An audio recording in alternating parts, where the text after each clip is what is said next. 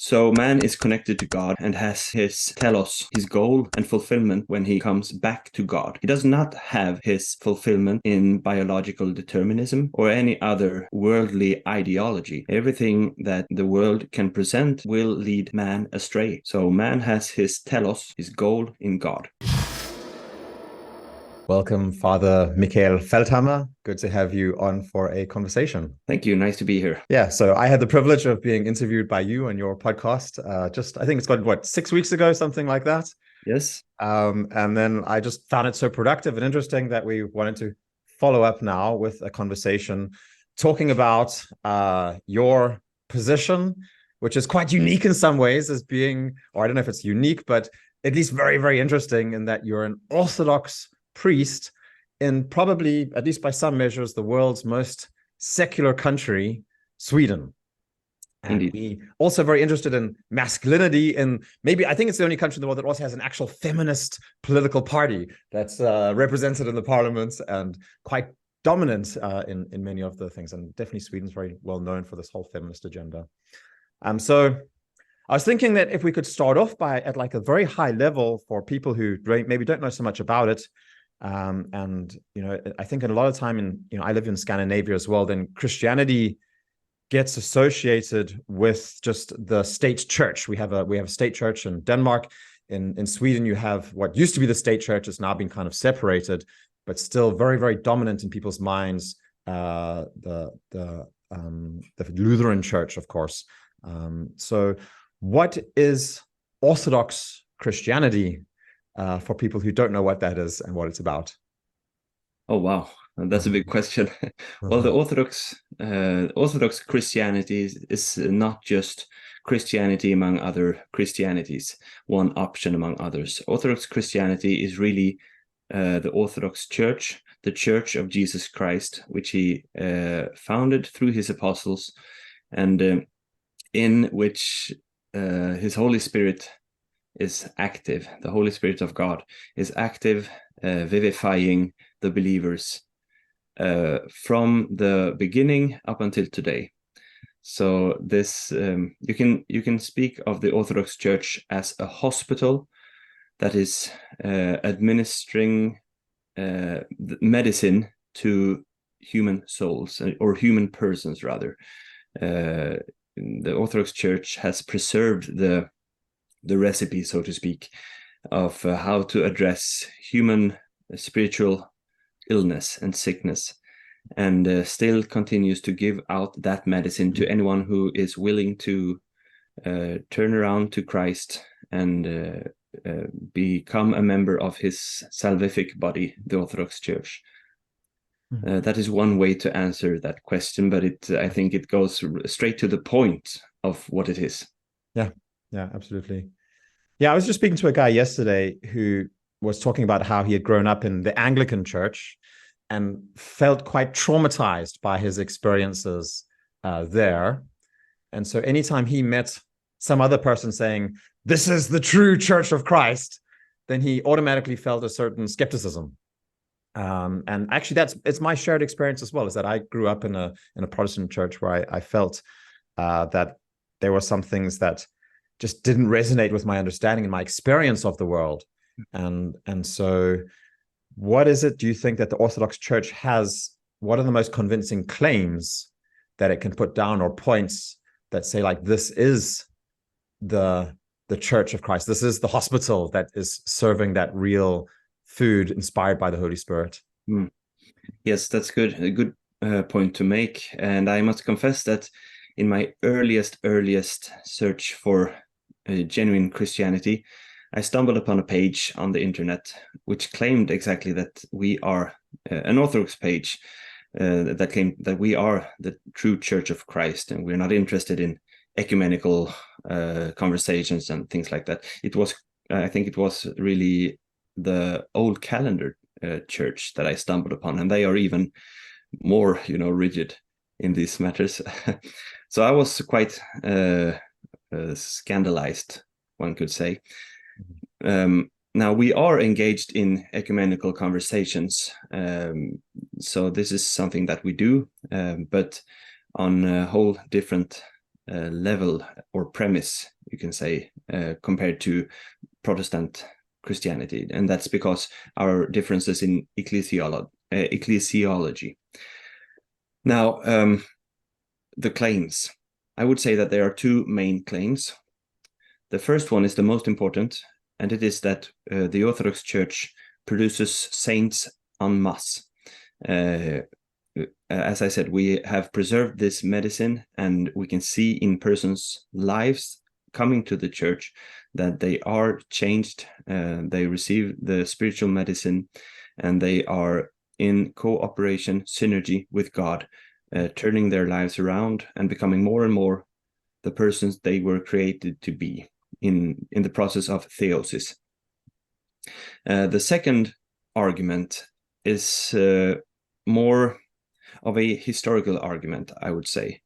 If you're a Protestant and you would claim that you are the only true church, which some Protestants still do, you would have quite the difficulty to claim that if you study church history. Yeah, you would have to come up with some sort of explanation of why the true church didn't appear up until the 16th century, or even later in some cases. And you have theories about that. There's one Anabaptist theologian, if you could call it that, who said that after the apostles died, the true church went up to heaven, and it waited there for 1,400 years, and then at the time of the Reformation, it dropped down again from heaven. So that's one way of solving it. Yeah, not a very good one though. But so the Orthodox Church, we have actual continuation in not only in apostolicity, which is important, bishops laying hands on each other in several different holy sees, archdioceses. You also have continuation in teaching. We don't have a break in the teaching. We don't have how do you call it? Dogmatic developments. As the Roman Catholics do. We have had the full deposit of the faith from as a gift from the Holy Spirit, not because we're great, but because the Holy Spirit is great and giving such gifts, and this has been preserved in the Orthodox Church up until today. And those two arguments, they go together, because we have the full deposit of the faith. Doesn't mean that we have, the perfect catechesis or, 1, 2, 3, ABC, everything is structured and nice. You can see this if you come to the Orthodox Church. No, actually, to the opposite, it's actually, there's a mystery to it, which maybe isn't in you don't find in all other churches, that we preserved the sense of mystery, I would say. Indeed, some things you cannot explain. But this dogmatic fullness or fullness of the faith, you can see in the fact that people are saved, people are divinized. So those two go together. That's the main claim. Yeah, and just to underline the first point that you made, I think, which fits well with the second claim, it's like that's where you look in the Orthodox faith in the church, you're gonna find priests who make mistakes, who leaders who where there's power, there's always going to be corruption, of course. Yeah, of course. But when you look at the saints that are just regularly produced up to the present day in the Orthodox faith, I happen to know a man who, and I've met him several times, who's coming to Denmark just in 1 month from now, Father Zacharias from Essex, who's considered to be a living saint. And this man, he knows things about me that it's impossible for him to know, and yet he knows it, and he just refers to it offhandedly in our conversations. And so when you read the lives, last time we spoke about the Man of God film by Saint Nectarius and the life of Saint Paisios, they're shockingly turning around your understanding of what it means to be a man, and how it means to be a man of God, especially in these life stories that are just so remarkable and so strange and so powerful, right? And you really just see these examples of incredible humility and perseverance and robustness in the face of adversity. That it's like you can just know, like, it's not like some big celebrity superstars that are going out and doing something. It's the exact opposite of that, right? It's people who are really living lives of assuming themselves to be nothing, and God lifting them up. Humility is the foundation. Humility is the foundation. I just recently went to Mount Athos in Greece, and speaking about saints and the pleroma of saints, we had the opportunity to venerate saints and relics after the services there. And you have relics from Saint Mary Magdalene, one of the myrrh-bearing women. So that's quite early. And then you have saints, 20 saints, relics from the centuries up until recent times. Saints from Simonopetra from the early 1900s, for example. So it's just people, the church keeps on producing saints, and we know perhaps maybe 5% of those saints.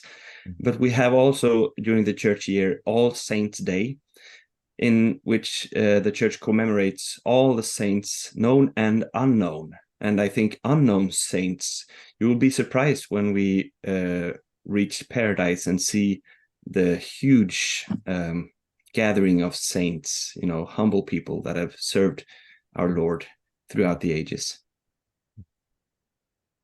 Okay, good. So that's the Orthodox faith. So, Father Mikael, how did you find this this faith? How did you find the system? Can you tell us a little bit about your story growing up in secular Sweden? Mm-hmm. And what is it that attracted you to that, and how did you get into it, and where you are today as an ordinated priest? Yes, as you said, Sweden is one of the most secular countries in the world. But I had the advantage of being raised in a Christian family. My father is a Lutheran priest, and my mother is very active in a movement in not the official Swedish church, but associated with the Swedish church with a broad ecumenical mindset. It's a charismatic movement, but with a liturgical basis, if that makes sense. Mm-hmm. So I grew up with familiarity with a lot of different church traditions and a respect for the older churches. Mm-hmm. So in my youth, I was going to go in my father's footsteps and become a priest in the Lutheran church myself. And I even started to do the necessary education at the University of Gothenburg for this. But and so there's two lines in Sweden. You go at the university, and at the same time you apply to the church, the official organ of the church, and they decide if you are called outwardly, so to speak. You have your inner calling, and they decide if you also have the outer calling. Mm-hmm. To the priesthood. So I began studying, and in my studies I eventually came upon the Orthodox Church and the Church Fathers. And to keep it a bit short, I started to read as much as I could about the Church Fathers. At the same time, a friend of mine decided that he was going to become Orthodox due to some reasons, and I asked him if I could join him in the services that he were going to attend, which I of course could. So what I've read got flesh and blood, so to speak, in the experience of those services. And this was very simple services.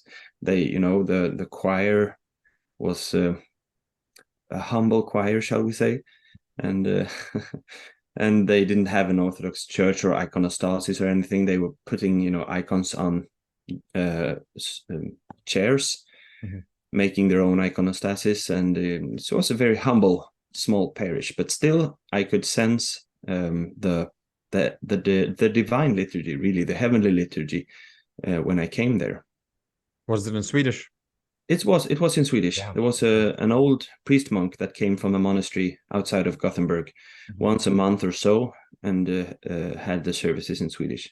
Mm-hmm.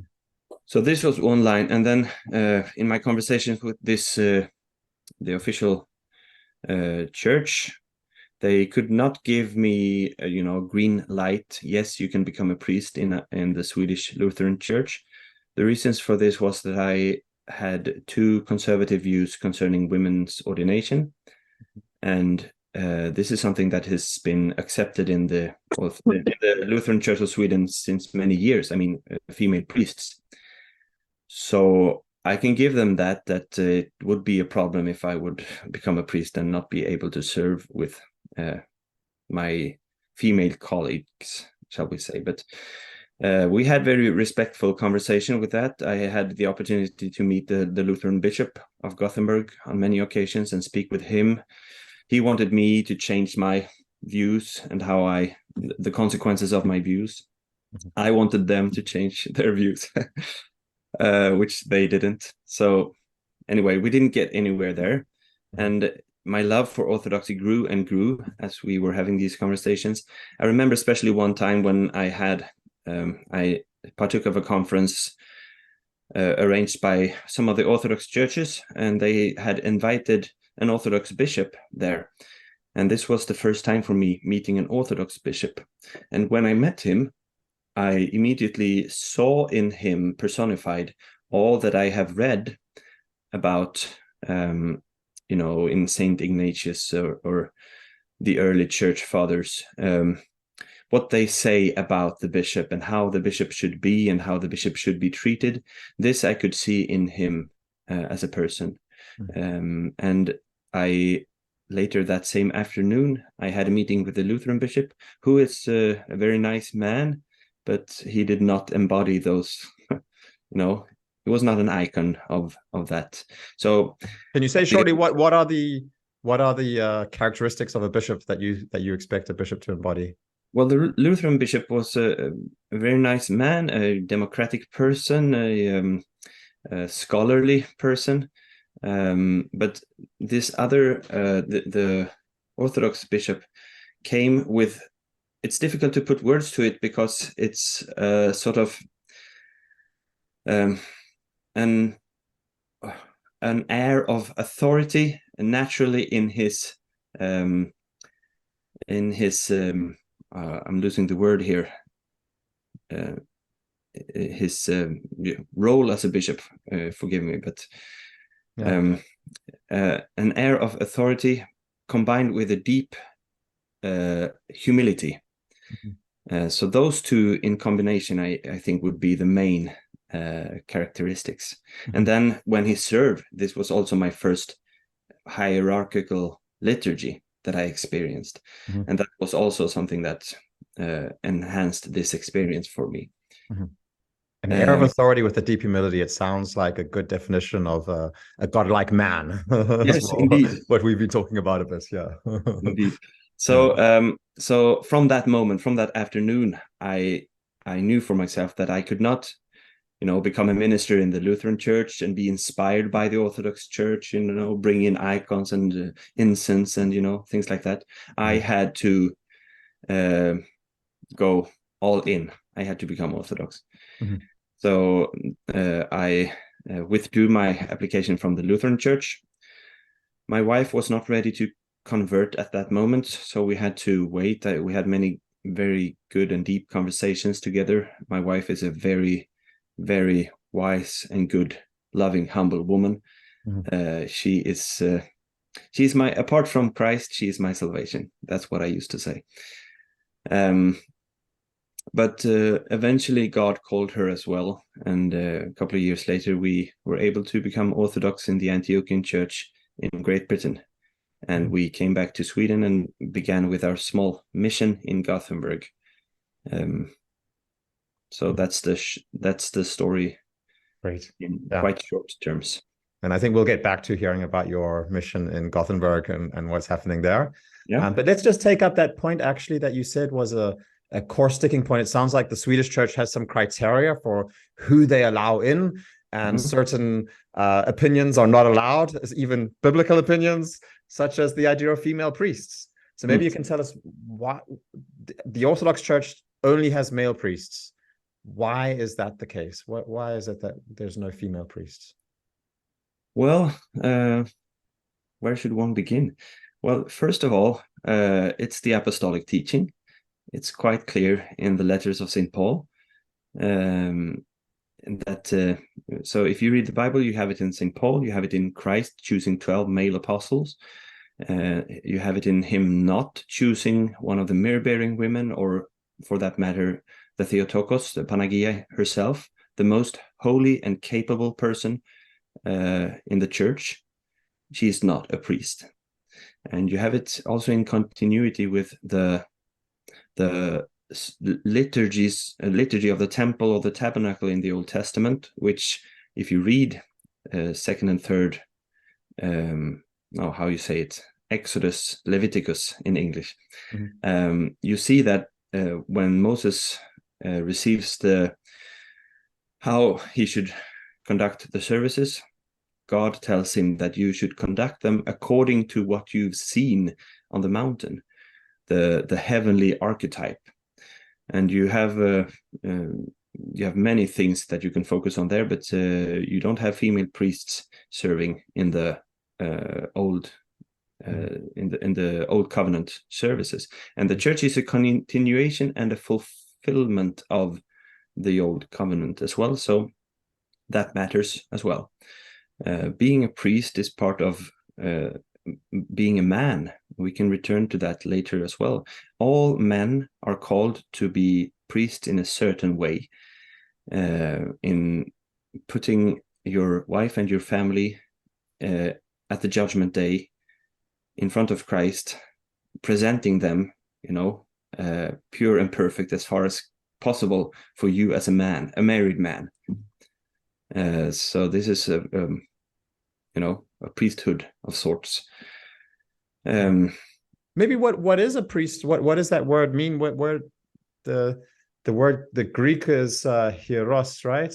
Yeah. What does it mean to be a priest? What is the role? If you had to cut it down to the bare basics, what does it mean to be a priest, would you say? Yeah, it means offering offerings to God, and representing people. Bringing offerings to God. So every time in Israel when people were bringing offerings, they would put it in the hands of the priest, and the priest would be the one offering to God. Now, a priest doesn't mean that you get to decide over people and tell them what to do and be the guy in the fancy clothes who everybody looks up to and has a lot of respect and authority. Well, really, it doesn't. But it does in a way, and there's a danger in that. You can speak about clericalism when you have this guy in his fancy clothes, which he only is supposed to use, of course, in the liturgical setting. Otherwise, he goes around in his black robe, which is a sign of humility, and him being, it's a monastic garb. In the beginning, it's him being dead to the world. So you don't have any worldly authority if you are dead to the world. So the priest, if he has any authority at all, it must be grounded in his relationship with God, his humility, and his ability to sacrifice himself to God for his flock. Christ is the arch shepherd, the archpriest, and he gave his life for his flock. So this is the archetype for every priest ever since. Now, we live in a fallen world, as you alluded to earlier, and there are many priests in the history of the church, and many bishops as well, that have misused their authority. But for example, when people come to me in confession, I can speak to them and give them advice from the holy tradition of the church, the medicine that we spoke about earlier. But I try to say that this is my advice to you. I cannot make the decision for you. You must make, as a grown Christian yourself, you must take that responsibility for yourself and implement this medicine in your life. This is your responsibility.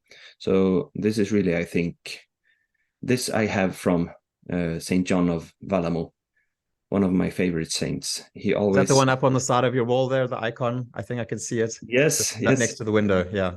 Indeed. Yeah, that one there. Yeah, I have that one as well. Yeah, he's one of my favorites. So, yeah, but mainly he's to offer. And Saint John Chrysostom, when he speaks about the priesthood, he says that as a husband, you must present your family before Christ.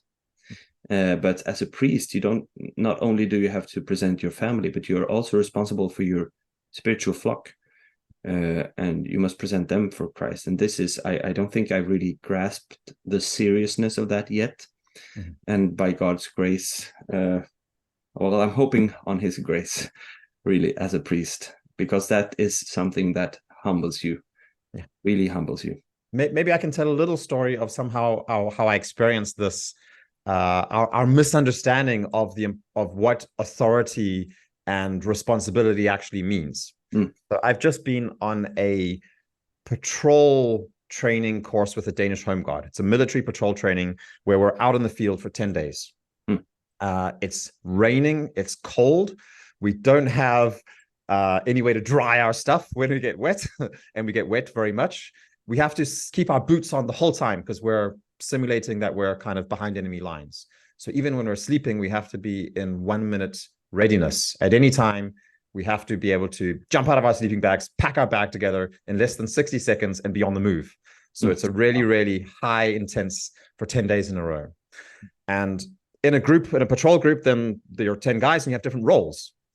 And some guys have a lot more responsibility than others. And so we had one guy who was much more experienced, who was our leader, but then we had to have a second in command, and there was a guy responsible for the radio, guys responsible for as a medic and all this kind of stuff.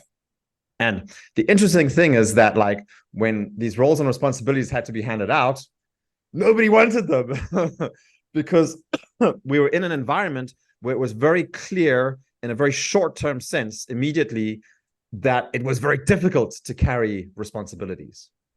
And I think part of the reason why we in the West have this twisted and distorted view of what authority and power and responsibility means, we kind of see it as like the fat CEO sitting with his feet up on the desk, smoking a cigar, enjoying the fat of the land. We don't actually realize it is because we live such comfortable lives. So the distance between the consequences of failed responsibility had been so far removed from us. And that's why we kind of misunderstand what it actually means to have responsibility, what it actually means to take responsibility. So often we enjoy the kind of benefits of a role of authority without really taking on the consequences of the responsibility onto ourselves. So as a priest, when I think you really fully, and it becomes very apparent, I believe, you have to take on these responsibilities, and then you see this isn't just something where you can benefit from it, but it's actually a burden that you're carrying with you. And so there's in the liturgy we end all our prayers with a doxology, in which we say something like, "To you, O God, belongs all glory, honor, power, and authority." And so this is where all authority lies. Christ says this to Pontius Pilate. You wouldn't have any authority if it wasn't given to you by God. And the same is true for a priest. A priest lends his hands, but it is Christ's authority, by Christ's authority, that he acts in the church as a servant of him. And so all power belongs to God. And it's important for me as a priest to remember that I'm acting on that authority, not my own authority. But as you say, authority in the fallen world, as we experience it, has become so very distorted from the heavenly archetype, so to speak. Yeah, it sounds like there's more one could talk about that, but I want to go over to the situation in Sweden there. So maybe before we start looking at kind of how we look at this from the Orthodox perspective, can you just give us a little bit of a summary of how you see the situation in Sweden right now, and what's happening as far as an understanding in the broad society about male and female, and what it means to be especially a man, if that's the focus of our conversation? Well, Sweden, like all Western societies, I would say, are greatly influenced by postmodern or modern ideologies. We are a secular country, and we have put off the church, the faith, even the Lutheran faith. All the churches in Sweden are diminishing, losing members. Apart from a few examples, I don't have that in my head right now, but faith as such is, at least in the institutional churches, they're diminishing. But you still have secular. It's not as secular when you look to individual religious thoughts. Mm-hmm. So as long as the Swedes are able to decide for themselves what they want to believe, then they can be quite religious. So they take a little from here, a little from there, and so on. But if you take away religion, if you take away faith, people don't believe in nothing, but people will believe in anything. So you have all the New Age thing going on, but you also have a new faith in secular ideologies. So you have quite strong movements of, climate activists, Greta Thunberg. She's a Swede, Yeah. And the prophets of the apocalypse. Yeah, yes, the prophets indeed. That's a good way to describe it. Now, the embarrassing thing is that there were some priests in the Lutheran Church of Sweden that said that he was the successor of Christ. Now, that's quite something. Yeah.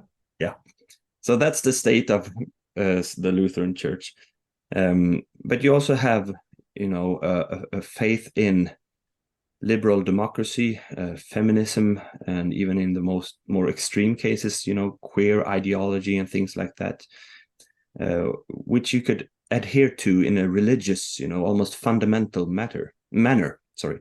Mm-hmm. Also, so this brings a lot of confusion to Sweden and the West in general. This is a quite known problem, which I'm sure you run into quite often in your own line of work. And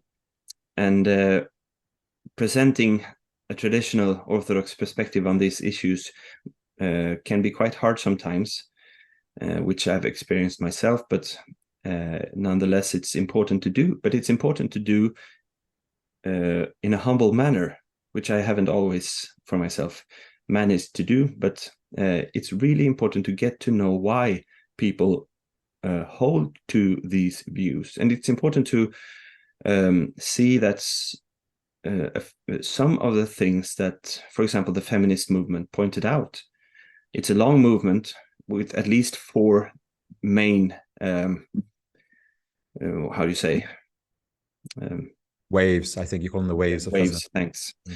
Thanks for helping me out. So it's important to acknowledge a few important things there, but nonetheless, it's important also to present the Orthodox view of things in a faithful manner to the listeners, on a level that they are able to hear. So I'm trying here and there, but I'm not trying to do it, in a 1-hour session. But the faith is presented in the very life of the church and a person, and that's why it's important to stay faithful to it. Yeah. Well, we've got about 15 minutes left, so how about we try and lay out some of the basics of an Orthodox position on gender, man, woman, and how we can experience this in a practical way. Mm-hmm. I think for people who are listening to this, like they've kind of, ventured slightly into the manosphere. So maybe we're not talking with the most sensitive of listeners. But what I definitely experience is that people are desperately looking for clear answers. Yeah. And that's what made me, when I converted back to Christianity as a kind of 36, 37-year-old, and then I went out looking, I knew, okay, I need to find a church. I have to ground this belief, this faith, I have to ground it in an actual real community. Went out visiting all the churches. I kind of was like, I'd been doing men's work at that stage for like many, many years. And so I was like, I just didn't find real men in the churches. Actually, I was like, I like the men more outside of the churches, and the Christian men I was finding also found very fluffy and soft. And when I first time came into an Orthodox church, then I was just like, wow, okay, there's a solidity coupled with a humility, I think, which is really, I think you formulated it so well. Like in that bishop, you have an image of a man who just, you can sense the authority, but the authority isn't in himself. It's not in himself. It's because he's grounded on something else outside of himself and far greater than himself. That's why it just feels so solid. So let's try ask a big question. And let's see how we go in laying these things out. Father Michael, what is a man according to the Orthodox faith? What is a man? Well, that's a great question. Well, first you have man being humanity, being human. And so if we start in anthropology, we must acknowledge that man is created in the image and likeness of God, according to Genesis. So man is connected to God and has his telos, his goal and fulfillment when he comes back to God. He does not have his fulfillment in biological determinism or any other worldly ideology. Everything that the world can present will lead man astray. So man has his telos, his goal in God. Second, man is created with a soul and a body. So our embodiment, in which much of our manly uniqueness is situated, is also something that is part of how God created us to be. So being a man is something positive. I think this is important to say with all this talk of toxic masculinity, with all this I don't know if it's the right word, but degradation of manly virtues, strength, competitiveness, and things like that. This is our biology. We are not determined by it, but this is something that we have been given in our bodies by God and something we can use. Now, that being said, we must also remember that we live in a reality post-sin, the fall of man. So everything that we experience in this world is sort of distorted or corrupted. And this also applies to our humanity and our manliness. That's why humility, as we've been talking so much about, is the foundation of what makes a true man. If we only use we've all read about the atrocities of Hamas and what they did to innocent civilians in Israel. Now, that's a toxic and demonic use of masculinity that we read about in certain of those examples. You can use your manly strength to kill, to rape, to do all the bad things that toxic masculinity truly is associated with. But you can also use your masculinity in a way that Christ did, and he offered his human nature in his masculinity to serve and to give his life for many. And this is truly the archetype of what a man is in the Orthodox tradition. You give your life. For example, a married man, St. Paul speaks about this in Ephesians. A man in the family, he's the head of the family, and he is called to give his life for his wife and for his children.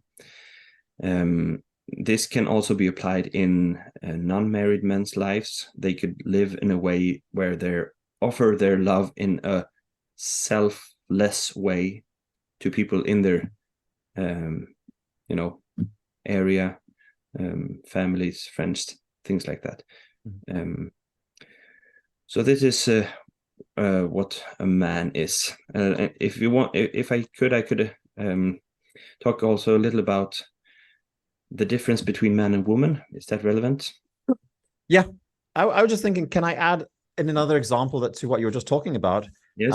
I was just thinking of the story of the Lord of the Rings and Aragorn, who, in the final part of the trilogy, takes the battle to the gates of Mordor. And it's a absolutely crazy thing to do. He has only this tiny hope of Frodo. He has a plan, he has a strategy. It's a very coherent idea, and it works as well. But the level of hope, well, in some way it's a tiny hope, but in some ways his entire life is steeped in a knowledge of who he is and why he's there. So he's let go of the outcome of knowing, and he has a trust in life and existence. And so therefore he's willing to go out there and sacrifice himself, because he knows that that's the thing that he has to do. So this is, for me, that's, because sometimes the idea of Christ, giving himself, we've heard it so many times, it just becomes kind of like, okay, whatever. But like I think seeing that fantasy story, that's why Tolkien wrote these books as well, right? It was kind of like to reinvigorate us and to help us to see these things in a new light. And so I think this is the idea of masculine sacrifice that we recognize it in every single story where we have a hero. We see a man who goes through incredible hardship and pain, even to giving up of his own life. And it's from a humility of not being centered around myself and my own needs. And Christ is the ultimate example of that. He blows out all the categories of how to be a man in that way. It was so radical. I think Tom Holland's book Dominion was really an excellent example of how that just changed the entire perspective of civilization, from seeing manhood and masculinity as being powerful, strong, dominating, oppressing others, taking slaves, to suddenly our ideals were shifted to this Christian, to a Christ-centered ideal. And how that's now being twisted in terrible and distorted ways, of course. But coming back to Orthodoxy, you get back to the root. Yeah, you get it. And you get this, as you said, Aragon role model type in many of the saints as well. And we stick to the tradition, we stick to what has been given to us, and we try to present that as well onward, even though what the world may say. And I repeat, the world has been saying many things throughout the decades, the one thing crazier than the other, but stick to the church. The church has a deeper type of knowledge than the Enlightenment type of knowledge, so to speak. Okay, so what's the difference between a man and a woman? How should we understand that?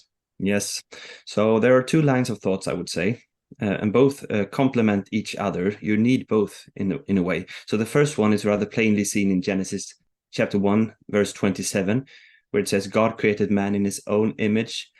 In the image of God, he created him, male and female, he created them. So in this view, man and woman were created by God from the beginning, and this is something that is inherently good. You can read in verse 31, then God saw everything that he had made, and it was very good. So being either man or woman is, in this view, something one should thrive in and use to support the other sex, either in marriage or in other areas of our common life, as I said earlier.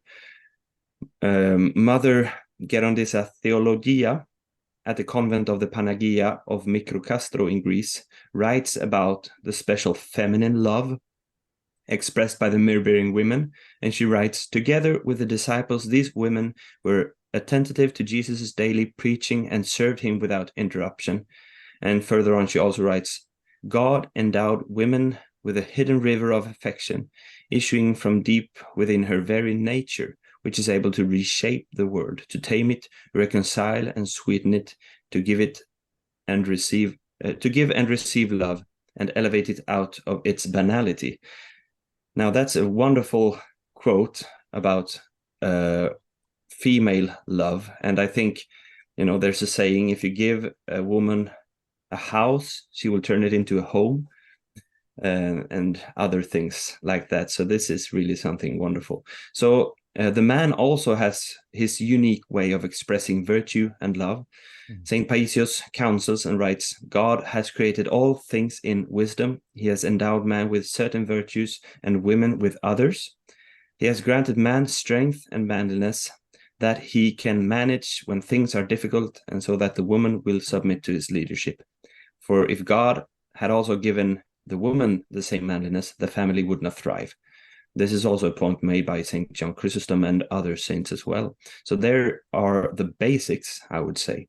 And the majority of the church fathers and saints of the church hold to this view. But now, of course, all these differences between men and women must be applied pastorally according to each person's situation, So not every marriage is perfect, where you have, loving, self-sacrificing husband and a woman of biblical virtue, so to speak. So you have to, St. John Chrysostom makes this point as well. He says, you men, you should really be the heads of the household, and by that he means excelling in virtue. But you are superseded, is that correct? Mm-hmm. By your wives, so maybe even by your children. You should be ashamed of yourself. You should be the ones taking the lead, because being the head is being the leader in virtue. So it says, you must repent. You must do better. Mm-hmm. And this is the first view. Now there is also a second view. It's a minority view among the fathers, but it is nonetheless quite popular in certain circles today. And this view finds its main support in Origen, which is not a saint, but it is also found in Saint Gregory of Nyssa and Saint Maximus the Confessor. And in this view, the difference between men and women were a condescension by God in his foreknowledge of the fall of humanity. And so that humanity would have a way of continuing its existence, producing children. So the main reason for the difference is for human life to go on through human intercourse and childbearing. And this view can be found in a much debated Ambigua of Saint Maximus the Confessor, Ambigua 41, I think. And his point is that these differences must be overcome so that all human persons can exist in eternity according to the image of the true man, Jesus Christ himself. And this later view, can be misused by certain theologians to mean that therefore gender and sex does not matter, in a sort of agnostic way. Mm-hmm. And in eternity we will be all queer androgynous angels of some sort. I've heard this point being made. So this is not Saint Maximus' point at all, but we will retain our bodies, we will be the persons that we are. But he has a very good point that we must all be formed according to the image of Jesus Christ as the true human. So that's why I say both those views complement each other. Yeah, I really love it that when you started, you took the perspective of like feminine love and masculine love, because talking about the church as a hospital, it's so clear to me how it's through a lack of love that we struggle with our own selfishness and our own self-centeredness. And as we are able to experience love with other human beings, then we're able to grow and become more, tap into that source of love ourselves. And there's such a clear differentiation between we just had a retreat over in Detroit in the US, where especially Father Hans Jacobsy talks a lot about paternal love and maternal love, and how those are different. And so clear to anybody who's has a mother and a father or has children, how those play out in different ways, and how we need both of them. And in some ways I think you're right, like the female, feminine, maternal love is more foundational and it's stronger and it's incredibly beautiful as well. And I also read recently a passage from John Chrysostom who really praises the mirror-bearing woman, like, what amazing dedication and absolute, so it's really something.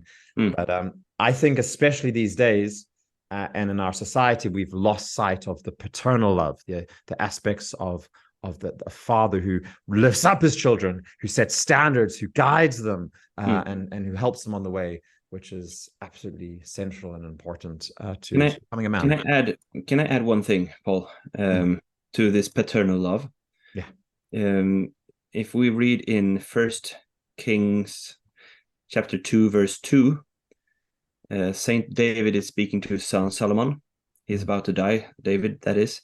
And he says, I go the way of all the earth. It means I'm going to become dust. I'm going to die. Be strong, therefore, and prove yourself a man. Now, what does that mean? Prove yourself a man. And he goes on, and keep the charge of the Lord your God, to walk in his ways, to keep his statutes, his commandments, his judgments, and his testimonies, and so on. And that is really, it still applies today. for someone who wants to be a man.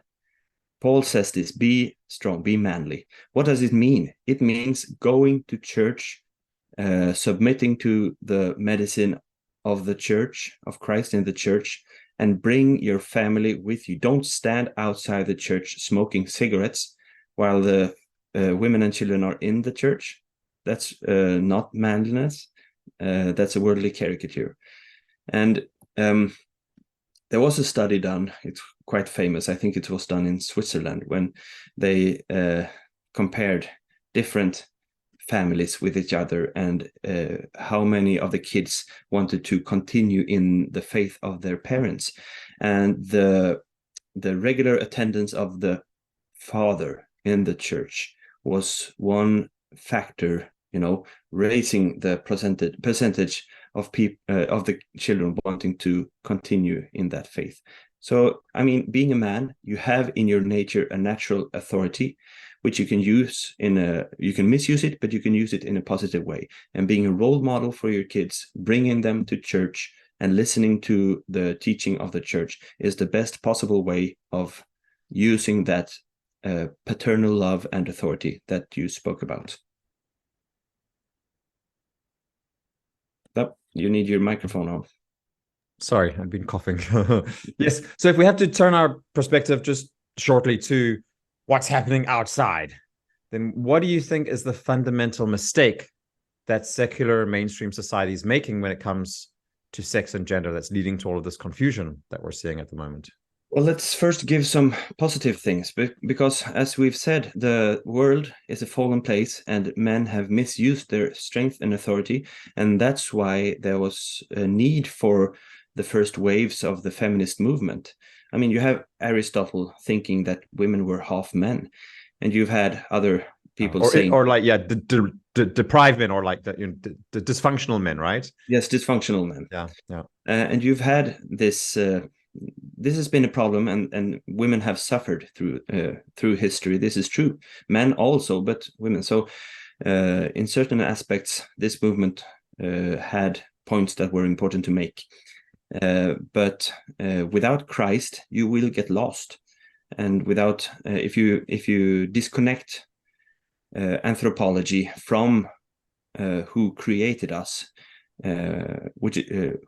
it's God, then. And if you're trying to figure out the relationship between men and women, it becomes quite difficult. Difficult to figure out it on our own.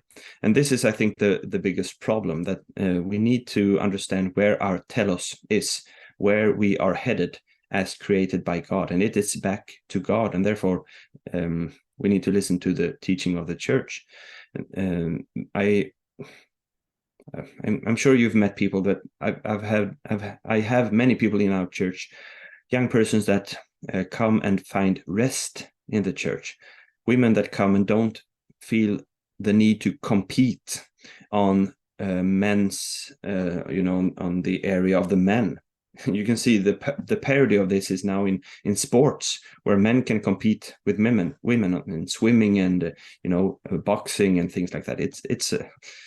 It's a joke. So this is how wrong it can go if we listen only to ideologies of the world and philosophies of the world. That's where you go astray. And human nature is whimsical, goes here and there by the slightest push or wind. And even though you think you have the right on your side, you will get lost in different ditches and holes on the way to your goal. You need the church to, maneuver, because you need Christ as your goal. So how do you see that the church can help people to more fully experience and realize, I don't know if we call it their gender identity, but how can the church do this? I think that it's very important for the church to stay true to the Holy Tradition in a way that is vivifying for our world and time. And this does not mean that we should change what we believe, but adhere to it and present it in a humble, loving way. Give the medicine to people that come and ask for it. I don't know, if you try to argue with people on official platforms like newspapers or magazines or what have you, I think you're maybe getting people even more solidified in their respective trenches. So it's better in the personal meeting to meet person, show them the love of Christ, show them that, every person is a sinner, every person comes to the church to be healed. This is the main purpose of the church. Even me as a priest, I'm in the church to meet the great healer, Christ. But we all have different things that we need to be healed from, and confusion in gender identity can be one of those things. But we've seen that the world in her ideologies confuse people even more. We've seen the rise of female confusion, especially on gender identity, in a way that must be due to social contagion, so to speak. So staying true, being faithful, and don't be ashamed of the church and her services, what she does, and things like that. I think that's important. Yeah. There's a sense whereby a lot of people think that all the things we're experiencing right now are new. But if you dig into history, you'll find, these transgender movements popping up, especially at times of civilizational collapse. So it's not a new thing. It happens often at times when there's widespread collapse and disintegration of societal norms. It was happening, before Hitler came to power in Berlin in the 30s and 40s, right? So after like massive hyperinflation and collapse of German society, then you were seeing this stuff exploding, the total collapse of sexual norms, and you could buy child prostitutes on the streets of Berlin for nothing, and there was this like complete abandonment of like male and female norms. And the same thing happened when the Roman Empire was collapsing, of course, as well, is that we saw Nero becoming married to another man as himself being the bride. And that was widely spread and kind of in this kind of like craziness. And so I actually in some of these milieu, there's a sense, I think, where a lot of people have it like, okay, either we're heading into, there's like this confusion, like we're heading into something new and amazing, it's going to be like a new era, it's going to be utopia, or maybe everything's falling to pieces. And there's like a little bit of like an excitement about that. And I think I just seen again and again and again that people who've come from these environments, and myself having experienced this firsthand, and seeing how coming back to these things like, no, what a human being is, what a man is, it hasn't changed. It's still the same thing. Even if you look at this from an evolutionary perspective, things work on a very, very slow time scale. Being what a man is, it's created in the image of God, and it is that doesn't change. It doesn't change. It's always the same. And so coming back to these truths, it's just like the first experience is just like relaxation, like peace. It's like I'm where I need to be, something like that. Yeah. Okay. So I believe we've gone a little bit over time. So I hope let's finish off. Yes. Maybe just the one thing I wanted to tidy up is that some people really have this thought that you spoke a little bit about male headship. And a lot of people interpret that as like male superiority, and somehow it's a devaluement of women. So can you just clear that up for you? Are men and women do they not have the same value? Should they not be treated equally? Or how is it that you said like men should be leaders in virtue? So how should we understand this idea of male headship? Yes, let's begin with where our value as human persons lie. And that is in the fact that we are being made in the image and likeness of God. And that applies both equally to men and women. And it also means that both men and women are equally responsible before God for their actions, virtue as well as vice. So you will not have any excuse because of if you're women or man. Now, the headship is biblical thought, and it's also in all the church fathers as a role given to the man, and it's compared to Christ being the head of the church. And if you read it in a worldly way, as some have done, they are disconnected with the holy tradition, and they have thought that this means making all the decisions, having all the authority, things like that, in a quite diminishing way for women. Mm-hmm. If you read the church fathers, this is not the picture that is presented. For example, St. John Chrysostom talks about the man and the husband cooperating in the household. And St. Paul also speaks about the woman being the despota, the ruler of the house. Mm-hmm. In one verse, I can't remember it right now. So clearly there's a shared responsibility and authority in which the man has the last say, so to speak. St. John Chrysostom also says that we cannot have democracy in the household, because then we will have chaos. Mm. And this is a provocative thought for modern man, because democracy is, sort of our house god. And for good reasons, perhaps. But in the family, this is not how the church sees how it should work.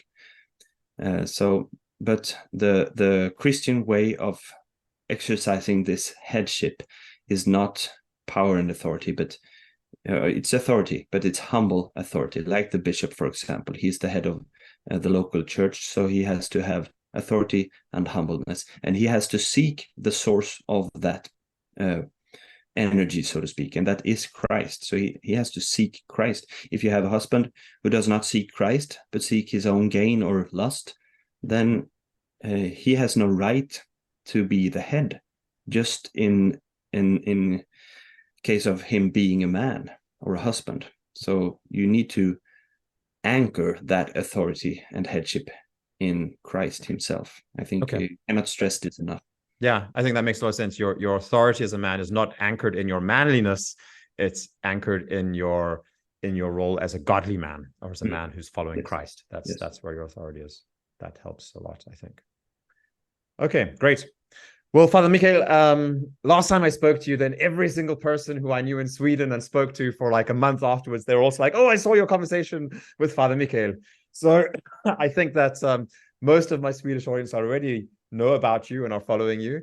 And I think most of the content you're putting out is in Swedish. Is that correct? It's all in Swedish, yeah. So, but I think you're doing an amazing job in putting out not just the Orthodox faith, but also guidelines and input for navigating these complicated times. So where do people find you online? And how can they follow your work? If they're, maybe let's also, if your people are based in Gothenburg, then you can also say how can they check you out? Yes, well. First of all, glory to God for everything. I'm the priest in a church in Gothenburg called Holy Resurrection. So the web address in Swedish is www.kristiuppstandelse.se, and I have a podcast called The Orthodox Christian Faith, but in Swedish, Orthodox Kristen Tro, which is available on Spotify or Apple Podcasts. I also have a blog, which I've had for many, many years, since the era of blogging. But I put out some material there which I find useful. Latest was someone talking about the icon of the Last Judgment, and giving the teaching of the church through that icon. It's a very good series. So this blog is called Gäst och Främling. So it's gastochframling.wordpress.com. So it's in Swedish, but there's where you can find my things. Okay, great. I'd actually like to read that. I have that icon of the Last Judgment. That's a crazy icon, really, really intense. That sounds really interesting. Okay, thank you very much, Father Mikael. Much appreciated. Thank you, Paul, and God bless you.